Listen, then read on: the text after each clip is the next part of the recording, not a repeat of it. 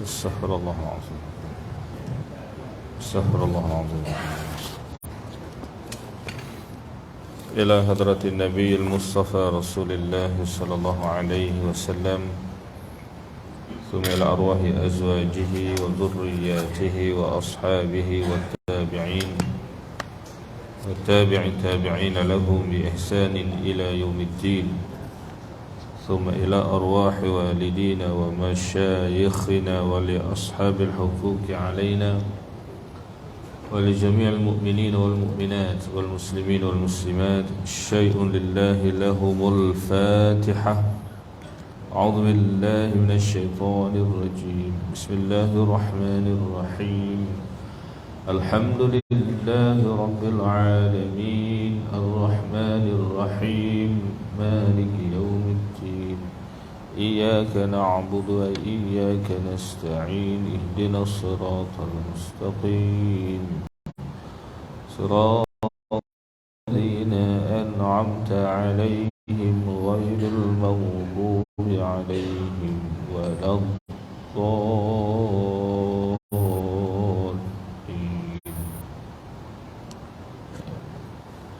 Assalamualaikum warahmatullahi wabarakatuh. Yang kehadrat Allah Subhanahu wa taala atas segala nikmat-nikmat kurniaan Allah, ya, yang tidak terhitung banyaknya, yang tidak ternilai harganya, yang dilimpahkan Allah kepada kita semua. Alhamdulillah, pada malam ni kita dapat bersama lagi untuk kita menyambung perbincangan, ya, di dalam kitab Qanun Jinayah Syar'iyah, Undang-Undang Jenayah Syar'iyah. Dan kita masih bincangnya dalam fasal yang kedua berkaitan dengan hukum hudud, iaitulah di dalam jenayah qadhaf. Jenayah qadhaf, qadhaf ini dengan maksud melemparkan tuduhan zina kepada orang yang baik lagi suci atau menafikan keturunannya. Baik itu maksud qadhaf. Dan antara perkara yang juga termasuk di dalam perbincangan qadhaf yang kita sambung malam ni, iaitulah dan suatu istilah yang dinamakan sebagai li'an. Sebagai li'an, yaknilah sebagai sumpah laknat, ya. Kita lihat kita sambung dalam perkara yang ke-49, ya. Perkara 49, iaitulah suami yang menuduh, buat dakwaan, buat tuduhan bahawa isterinya telah berzina dan yang melihat itu. Maka pihak mahkamah hendaklah mengenepikan dakwaan itu dan menolak tuduhan tersebut, ya. Dan tuduhan itu tidak boleh diterima dalam mahkamah sebagai satu kes semata-mata dengan dakwaan dan tuduhan, ya, serta pengakuan suami dan 3 orang rakannya itu. Ada. Sebab suami ini yang menuduh ni, dia tak boleh pula menjadi saksi, tak. Tak cukup syarat lah. Kena ada 4 orang saksi lelaki yang adil melihat perbuatan zina itu dengan secara terang-terangan, ya. Baik, cara yang kedua, mahkamah hendaklah menjatuhkan hukuman had qadhaf ke atas suami yang menuduh isterinya berzina jika tuduhan suami itu tidak sabit dan ditolak oleh mahkamah. Pada asasnya, seorang suami yang menuduh isterinya berzina tanpa dia ni tidak boleh membawa 4 orang saksi lelaki yang adil, maka si suami ini boleh disabitkan kesalahan qadhaf. Kesalahan qadhaf, walaupun si suami ini menuduh isterinya sendiri, dia boleh sabitkan dengan kesalahan qadhaf, iaitulah disebat dengan sebanyak 80 kali sebatan. Saksi-saksi yang dikemukakan oleh penuduh di mahkamah, mestilah mereka itu melihat sendiri dengan mata kepalanya segala perbuatan penzina itu dan cara-cara mereka melakukan penzinaan tadi. Di 3-4 orang ni kena tengok betul, tengok sendiri. Bukan dia hanya, contohnya yang tengok seorang tu, yang seorang tu bercerita kepada dia dah, jadi dia tak tengok sendiri tak boleh. Kalau datang 4 orang tu, yang tengok sendiri 2 orang lagi sekadar mendengar cerita yang 2 lagi, tak boleh juga. Ya, tak boleh sabitkan kesalahan. Ni yang nak sabit kesalahan, kena 4 orang ni melihat sendiri dengan mata kepala mereka. Si itu mengaku bahawa mereka tidak melihat sendiri dengan mata kepalanya segala perbuatan penzina itu di masa mereka melakukan penzinaan tadi. Dia contoh macam tadilah, yang seorang 2 orang bercerita, dia tak tengok sendiri, tapi dia ni percaya cerita kawan tu tak. Yalah, kalau kita sendirilah tuan-tuan, tak ada kawan baik kita, orangnya bagus, dia cerita, dia melihat penzinaan ini, kita percayalah cerita dia, tapi penyaksian kita tu tidak boleh diterima di mahkamah, tak boleh. Ya, maka persaksian saksi itu hendaklah ditolak dan tidak boleh diterima. Dan pihak hakim hendaklah menjatuhkan hukuman had qadhaf, hukuman hudud, itulah had qadhaf, ke atas suami itu. Dan kes ini berpindah dari kes zina kepada kes qadhaf.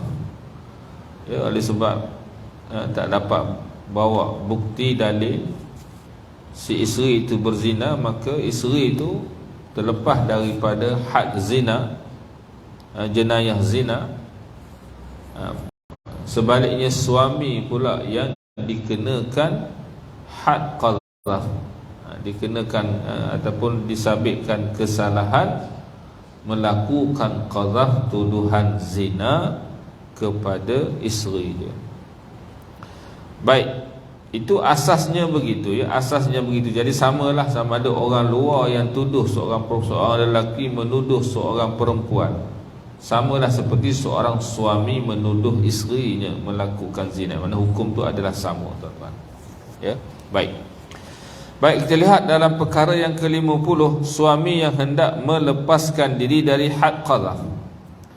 Jadi suami ni memang betul lah dia tengok isterinya berzina, tapi dia tak boleh nak bawa datang 4 orang saksi. Dan dia telah pergi membuat tuduhan itu di mahkamah, dan hakim telah menolak tuduhan itu sebab tidak ada saksi yang cukup, tak cukup bukti, tak cukup saksi. Jadi kita dah sebut tadi bahawa kes itu daripada kes tuduhan zina tadi, kes zina isterinya tadi bertukar menjadi kes qazaf. Dia yang pula yang hendak dikenakan hukuman qazaf. Macam mana si suami nak melepaskan diri daripada dikenakan had qazaf, yakni daripada disebat dengan 80 kali sebatan dan tak diterima selama-lamanya persaksian dia. Baik, dinyatakan dalam ceraian yang pertama, seseorang suami yang hendak melepaskan dirinya dari hukuman had qazaf hendaklah menarik balik tuduhan zina terhadap isterinya dan meminda dakwaannya daripada qazaf kepada li'an. Ya, dia akan buat, dia nak melakukan yang dinamakan sebagai li'an. Dia kena tukar daripada menuduh isterinya berzina kepada dalam bentuk li'an. Dalam bentuk li'an, yakni sumpah laknat. Sumpah laknat yang kesannya itu akan disebut dalam buku surah akan datang, kesan daripada sumpah li'an ini. Sumpah laknat. Li'an ini daripada perkataan laknat lah, tuan-tuan, ni li'an. Baik, ceraian yang kedua, seorang hakim yang telah menerima pindaan dakwaan suami dari qazaf kepada li'an, Dia sebenarnya hakim yang menasihat, yang akan menasihatkan suami supaya menukar tuduhan daripada qadhaf ini kepada li'an. Jadi bila telah menerima pindaan dakwaan suami daripada qadhaf kepada li'an, jadi li'an ini dia juga menyatakan kepada hakim bahawa isterinya ini telah melakukan perbuatan zina, tapi bukan dalam bentuk tuduhan seperti mana tuduhan zina dalam bab qadhaf ini. Dia dalam bentuk yang lain. Baik. Jadi disebut hendaklah hakim itu hendaklah memerintahkan kepada suami supaya meli'an isterinya, membuat sumpah laknat kepada isterinya untuk melepaskan dirinya daripada hukuman had qadhaf, iaitu bersumpah sebanyak 4 kali untuk membuktikan kebenaran tuduhannya terhadap isterinya. Ya, dia kena bersumpah, wallahi demi Allah, wallahi wa billahi wa tallahi, maka dia bersitalah, saya melihat isteri ini melakukan zina, contohlah. Jadi bersumpah 4 kali. Dan sumpah yang kelima, suami itu mestilah mengakui kerelaannya menerima kemurkaan dan bala dari Allah Ta'ala jika dia berdusta. Yang kelimanya, maka dia pun membuat laknat. Ini yang sebut sumpah laknat ni, iaitulah dia sedia menerima kemurkaan dan bala daripada Allah jika dia berbohong dalam sumpahnya tadi. Firman Allah Ta'ala menjelaskan hukum ini ada disebut dalam surah An-Nur ayat 6 hingga 7. A'udzubillahi minasyaitanir rajim.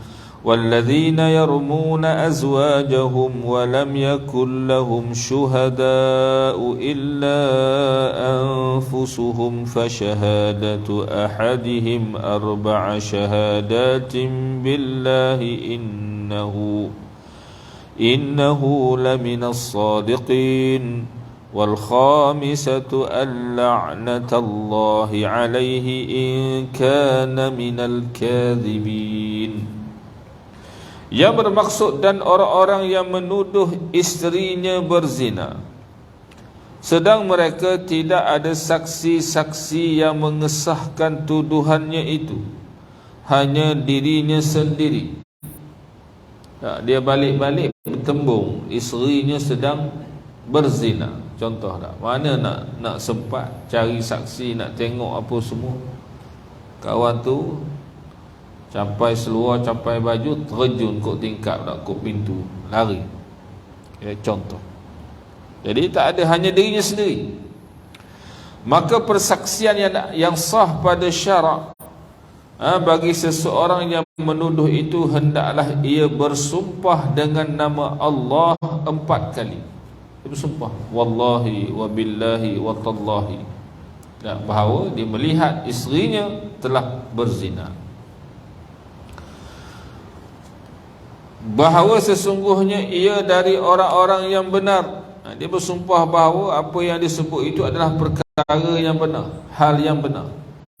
Dan yang kelima, dan sumpah yang kelima, hendaklah dia berkata bahawa laknat Allah akan menimpa dirinya jika adalah dia dari orang-orang yang bohong. Begitu. Ini sumpah laknat namanya dah. Baik. Lepas tu kalau dah suami tadi bersumpah laknat begitu, bahawa bersumpah bahawa isterinya itu telah berzina, dia ni nak melepaskan dirinya daripada li'an yang dibuat oleh suaminya yang menyatakan dia berzina, maka dia juga hendaklah melakukan li'an, membalas sumpah laknat suami dia. Kalau dia tak mahu buat, dia boleh disabitkan kesalahan jenayah zina. Si isteri ni boleh sabit kesalahan zina sebab dia tidak mahu membalas li'an yang dilakukan oleh suaminya dengan maksud yang tersirat, dia ini mengakui perbuatan zina dia. Sebab itu disebut dalam perkara yang pertama, dalam ceraian yang pertama, seseorang isteri yang hendak membela dirinya dari li'an suaminya dan untuk menggugurkan had zina, untuk menggugurkan jenayah tuduhan jenayah zina ke atas, hendaklah membalas li'an suaminya. Dia kena balas balik cara yang sama, iaitu bersumpah sebanyak 4 kali untuk menolak kebenaran tuduhan suaminya terhadap dirinya. Dia akan bersumpah wallahi wa billahi wa tallahi. Yang kelima, dia rela untuk menerima kemurkaan, azab dan juga bala dari Allah Ta'ala jika tuduhan suaminya itu benar. Ini yang disebut Allah dalam ayat selepas ayat tadi, ayat 8 dan 9. Allah Ta'ala berfirman pula, wa yadra'u anha al-'azab an tashhada 4 shahadatin billahi innahu laminal kadhibin wal khamisata anna ghadaballahi 'alayha in kana minas sadiqin. Surah An-Nur ayat 8 dan 9. Dan bagi menghindarkan, yakni melepaskan hukuman seksa dari isteri yang kena tuduh itu, daripada kena hukuman had zina, rejam sehingga mati, hendaklah ia bersumpah dengan nama Allah sebanyak 4 kali bahawa suaminya yang menuduh itu sesungguhnya adalah dari orang-orang yang berdusta. Jadi dia terjemah ni tak habis, wal khamisata, dan sumpah yang kelima, hendaklah dia berkata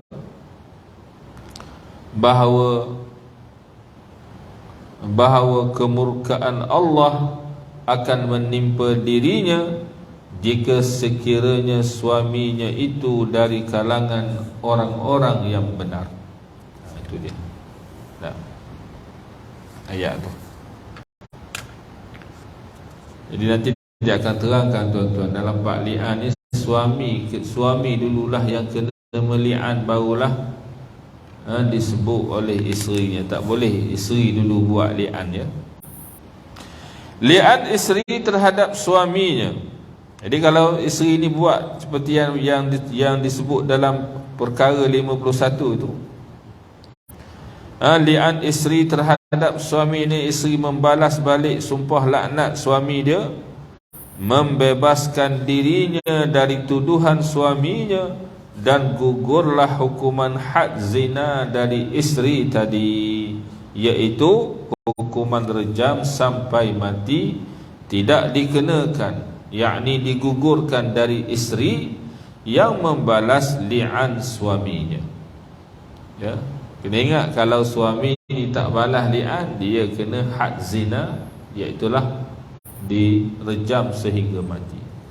Dan li'an suami terhadap isterinya, sebagaimana yang disebutkan dalam perkara 50 ceraian 2 tadi, melepaskan suami dari hukuman had qadhaf, kesalahan menuduh suaminya, isterinya berzina, yang diperuntukkan dalam perkara 39, iaitu hak qadhaf. Perkara 39 adalah disebat dengan sebanyak 80 kali sebatan, yang berlandaskan firman Allah dalam surah An-Nur ayat 4.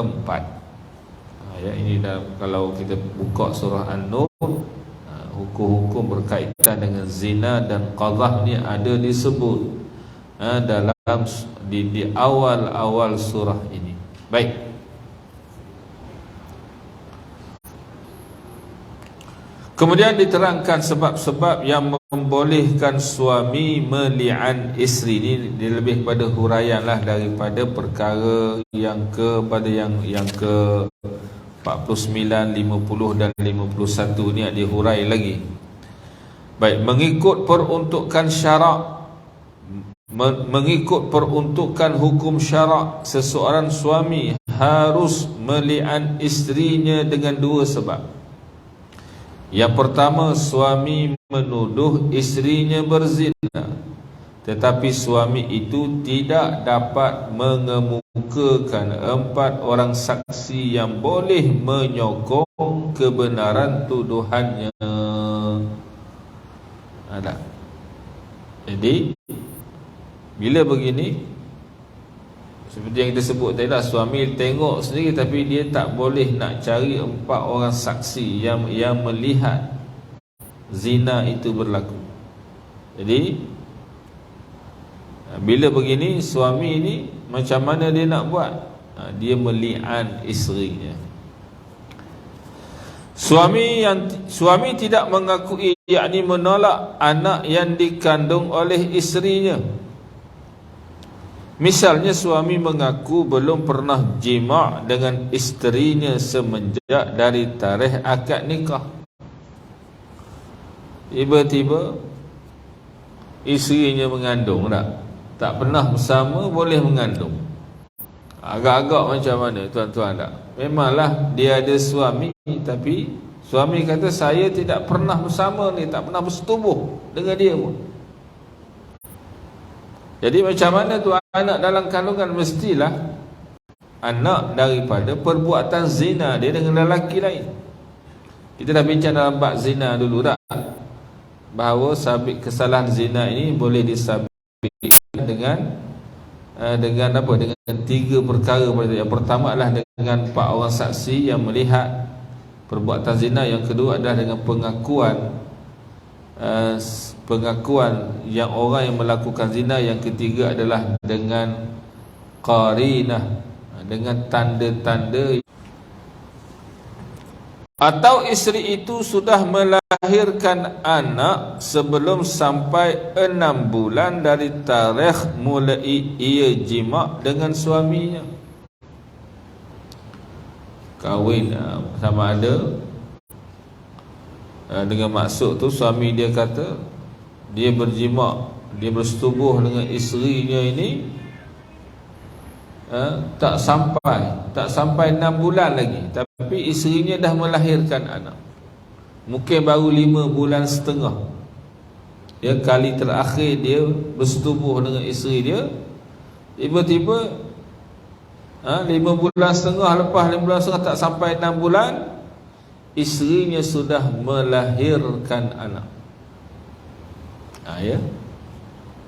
Kenapa dikira 6 bulan ni? Kerana ini merujuk kepada ayat dalam Al-Quran sendiri. Bila dia ambil kira, bilangan menyusukan anak dan bilangan mengandungkan anak, maka sekurang-kurang perempuan ini dia mengandung, dan kandungan itu boleh dinasabkan, dibinkan kepada suami dia adalah 6 bulan, paling-paling tidak.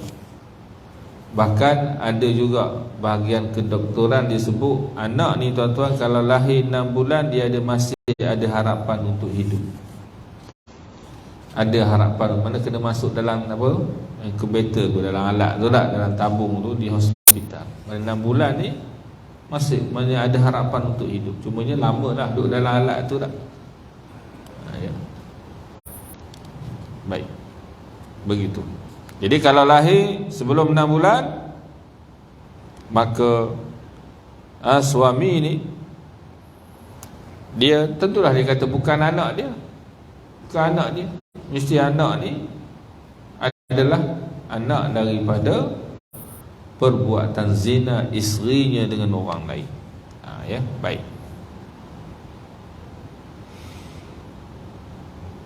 Jadi bila begitu, apa suami nak buat? Suami boleh meli'an isterinya, bersumpah laknat. Yalah, kalau tuan-tuan, kalau kita duduk di situasi dalam keadaan begini, bagi seorang lelaki dah, seorang suami, agak-agak dia rasa macam mana lah. Dia rasa macam mana ni perbuatan curang isteri dia kepada dia ni, zina dengan orang lain lah. Agak-agak kita ni boleh terima tak? Boleh teruskan lagi tak perkahwinan itu? Rasanya kita pun rasa berat lah tak?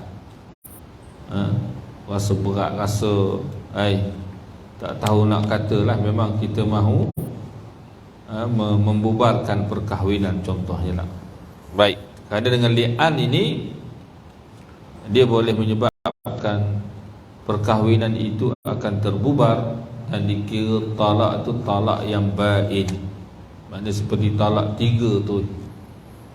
Talak bain pula talak bain lil abad dia panggil. Bukan talak bain seperti talak bain yang biasa-biasa ni. Sebab kalau contoh suami menceraikan isteri dia dengan talak 3 ataupun dah 3 talak lah, kalau dia nak balik semula dengan isterinya, ada istilah orang kita sebut, dia guna cara Cina buta. Saya pun tak tahulah kenapa jadi Cina buta pula tuan-tuan tak. Istilah lah Cina buta tak. Dia nikah dengan orang lain, lepas tu cerai balik, dia pun boleh balik semula. Lepas habis iddah, dia boleh kahwin semula dengan bekas isterinya tadi. Tapi kalau nampak li'an ni tuan-tuan, dia talak bain lil abad. Maknanya walaupun isterinya itu kahwin dengan orang lain, cerai, kahwin orang lain, cerai lagi, dia tak boleh balik semula dah menjadi suami isteri. Ini kesan daripada li'an. Kesan pada li'an. Baik. Cerai yang kedua dalam perkara 52 ini, cerai yang kedua, suami yang menuduh isterinya berzina jika nyata dan benar isteri itu berzina. Misalnya, suami melihat sendiri dengan matanya semasa isterinya berzina, atau isteri itu mengaku sendiri bahawa ia berzina dan pengakuannya diterima dan dibenarkan dengan keterangan-keterangan yang nyata dan jelas serta terbukti, baiknya suami itu hendaklah mentalaki isteri, menjatuhkan talak isterinya tanpa meli'annya. Ada di suami ni disebutlah, kalau suami di akhirat kelak dia pun insya-Allah tidak akan lagi menanggung dosa perbuatan zina itu. Begitu. Baik. Dalam kes li'an, jadi bila contohnya yang dilakukan oleh suaminya adalah dia meli'an isteri dia. Bila dia tengok sendiri cuma dia tak ada bukti apa, dia pun pergi ke mahkamah untuk membuat tuduhan zina. Tapi bila hakim melihat dia pun tak boleh bawa saksi apa, hakim akan menasihatinya. Kalau dia nak teruskan juga, ditukar daripada melakukan qadha tuduhan zina kepada melakukan li'an.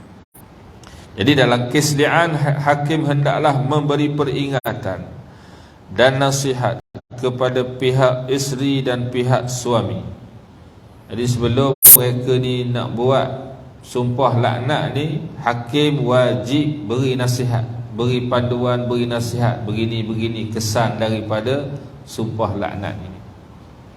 Sebagaimana yang dinyatakan oleh Rasulullah sallallahu alaihi wasallam dalam hadisnya yang diriwayatkan daripada Abi Hurairah radhiyallahu anhu, sabdanya, ayyuma imra'atin adkhalat ala qaumin man laysa minhum falaysat minallahi fi syai' walan yudkhilaha Allahu jannatah wa ayyuma rajulin jahada waladahu wa huwa yanzuru ilayhi ihtajaballahu anhu wa fadahahu ala ru'usil awwalin wal akhirin. Rawahu Abu Dawud. Yang bermaksud, mana-mana perempuan yang masuk ke suatu kaum yang bukan keluarganya, maksudnya berzina lah, maknanya dia ni mengandungkan anak yang bukan dari keluarga dia, yang masuk dalam satu kaum yang bukan dari keluarganya. Ini hanyalah orang panggil kata-kata sindiran sahaja tak? Maksudnya mana-mana perempuan melakukan zina dan mengandung. maka ia tidak akan mendapat apa-apa pun bahagian dari Allah, dan ia tidak akan masuk ke dalam syurga. Maksudnya di sini, kalau dia tak bertaubat dengan taubat yang nasuha, perempuan macam ni kata Nabi tidak akan syurga. Tak akan dapat. Dia boleh test DNA, dia panggil tak. Dia ambil darah, dia test, ya, betul tak anak kepada suami tadi ataupun anak orang lain. Dia boleh tahu. Boleh tahu. Kenakannya di hadapan orang-orang yang dahulu dan orang-orang yang kemudian. Akhirat kelak dia dihinakan di seluruh khalayak manusia, daripada sejak dulu sampailah yang kemudian. Ya, maknanya kalau dia buat begini, dia akan menerima hukuman dalam bentuk penghinaan di hadapan seluruh khalayak manusia di hari akhirat kelak. Baik, itu penghinaan kemudian diikuti oleh azab lah daripada Allah. Kalau kita baca dalam kisah Isra' Mi'raj tu, ada setengah riwayat dalam setengah kitab cerita tak tentang orang-orang yang diazab, perempuan yang diazab dengan sebab tak tutup aurat, dengan sebab berzina. Orang lelaki macam tu juga diazab kerana melakukan berbagai-bagai dosa-dosa yang besar, dan mereka mati dalam keadaan tidak bertaubat atas dosa-dosa tersebut. Baik, kita ambil satu lagi. Menarik balik tuduhan. Seseorang penuduh yang menarik balik tuduhannya setelah menerima nasihat dan pengajaran dari hakim di atas akibat tuduhannya. Suami tadi dinasihatkan, kalau kamu teruskan tuduhan zina dalam keadaan kamu ni tak ada cukup bukti, kamu akan dikenakan had qadhaf. Lalu macam mana tu hakim? Kamu tukar tuduhan ini kepada li'an. Jadi yang menuduh tadi terimalah nasihat daripada hakim. Maka kes ini adalah dianggap telah selesai, ya. Dan perkahwinan di antara suami isteri itu tetap terikat, tidak terpisah. Jadi kalau dia tarik balik dalam keadaan dia tak buat laknat, dia tak buat sumpah laknat, dia rela memaafkan isteri dia, contohnya lah, dia rela memaafkan, tak apalah. Jadi kes ini dianggap selesai, dan perkahwinan di antara suami isteri itu tetap terikat. Sebab kita dah sebut dulu, ya, antara sebab yang boleh menggugurkan perbuatan qadhaf ini ialah orang yang dituduh tidak mendakwa orang yang menuduh dia. A tuduh B, tapi B ni diam, tak dakwa pun. Maka si A ni tidak dikenakan had qadhaf. Jadi perkahwinan di antara suami isteri itu tetap terikat, tidak terpisah, dan percampuran suami isteri itu adalah percampuran yang sah dan halal. Ya, itu masing-masing lah. Kalau kata dia boleh maaf, boleh terima apa, silakan. Tak. Tapi kalau tak boleh, itu caranya adalah li'anah. Jika penuduh itu tetap pada tuduhannya tanpa bukti, suami tadi tetap juga nak buat tuduhan zina kepada isteri dia walaupun tak cukup bukti, tak cukup saksi, tidak tanpa bukti dan keterangan yang jelas untuk menyokong tuduhannya, maka hakim hendaklah memanggil pihak yang dituduh, adakah ia mengakui tuduhan itu atau sebaliknya. Hakim kena panggil orang kena tuduh, isteri tadi contoh tak. Apabila orang dituduh mengakui tuduhan orang yang menuduh, tiba-tiba orang yang dituduh tadi mengaku memang betul saya berzina, maka orang yang dituduh itu wajib dihukum dengan hukuman orang yang berzina sebagaimana yang diperuntukkan dalam perkara 17 ceraian 1. Tengoklah, kalau dia tu memang isteri kena sabit kesalahan, direjam sehingga mati. Kalau dia seorang perempuan yang belum berkahwin, dituduh begitu dan dia mengaku, dia adalah disebat dengan 100 kali sebatan. Jika orang yang dituduh itu tidak mengakui tuduhan orang yang menuduhnya, maka hakim hendaklah memanggil orang yang dituduh dan yang menuduh ke mahkamah untuk melakukan li'an. Jadi kalau suami isteri, bila isteri ni tak mengaku tuduhan tadi, maka hakim akan panggil suami isteri ini untuk melakukan li'an. Untuk melakukan, sebab suami ini berkerah juga nak buat tuduhan isterinya melakukan zina. Dia tidak bersedia untuk memaafkan apa semua. Okey, hakim panggil, buat li'an. Sebab suami menuduh, isteri pun tidak mengaku. Maka dalam perkara 54 diterangkan kaedah dan peraturan menjalankan kes li'an. Ini kaedah-kaedah dia dah, macam mana nak buat ni. Macam mana kaedah nak melakukan li'an ini diterangkan dalam perkara 54. Dalam perkara 54 5 ceraiannya, ada 5 ceraiannya. Jadi rasanya setakat tu dulu malam ni ceraiannya agak panjang juga. Kalau baca separuh macam tergantung nanti tak. Jadi rasanya kita berhenti setakat tu dulu untuk malam ni. Itu kita akan bincang dalam jadi ini semua tuan-tuan, ialah kita semua bukan nak jadi hakim mahkamah syariah pula tak. Bukanlah begitu. Ini adalah satu, orang panggil, pendadahan dari sudut ilmu lah, pengetahuan dari sudut macam mana pelaksanaan hukum hudud. Syaitanirrajim. Bismillahirrahmanirrahim. Alhamdulillahi rabbil alamin. Salatu wassalamu ala asyrafil anbiya'i wal mursalin wa ala alihi wa sahbihi ajma'in. عفو كريم تحب العفو فاعف عنا وعن والدينا وعن جميع المؤمنين والمؤمنات برحمتك يا أرحم الراحمين. اللهم علمنا مما ينفعنا وانفعنا مما علمتنا. اللهم زدنا علما وارزقنا فهما. اللهم اجعلنا من الذين يستمعون القول فاتبعون